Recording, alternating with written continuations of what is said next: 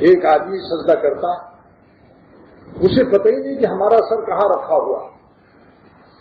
ایک آدمی سجدہ کرتا ہے اس مراقبے کے ساتھ کہ سید الانبیاء صلی اللہ علیہ وسلم کا ارشاد ہے کہ جب مومن سجدہ کرتا ہے تو اس کا اثر رحمان کے قدموں میں ہوتا ہے۔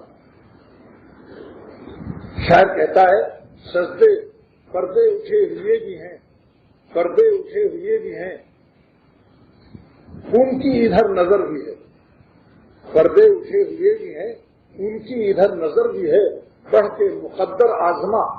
بڑھ کے مقدر آزما، سر بھی ہے سنگ در بھی ہے، یعنی ان کی چوکھٹ بھی ہے تیرا سر بھی ہے۔ اپنی اس خوش قسمتی کو سوچ لے، اور جس نے اللہ کی چوکھٹ سے سر اٹھایا، نماز چھوڑ دی، غفلت کی زندگی اختیار کر لی، نوٹوں کی گڈیوں میں اور بریانیوں پلاؤ میں اور بنگلوں میں چکر، رات دن دنیا ہی دنیا، ان کی زندگی اتنی تباہ، اتنی پریشانی میں ہے کہ جیسے کٹی ہوئی پتنگ کی خیریت نہیں رہتی، جب پتنگ کٹ جاتی ہے تو اس کی چال بتاتی ہے کہ اس کا تعلق ختم ہو گیا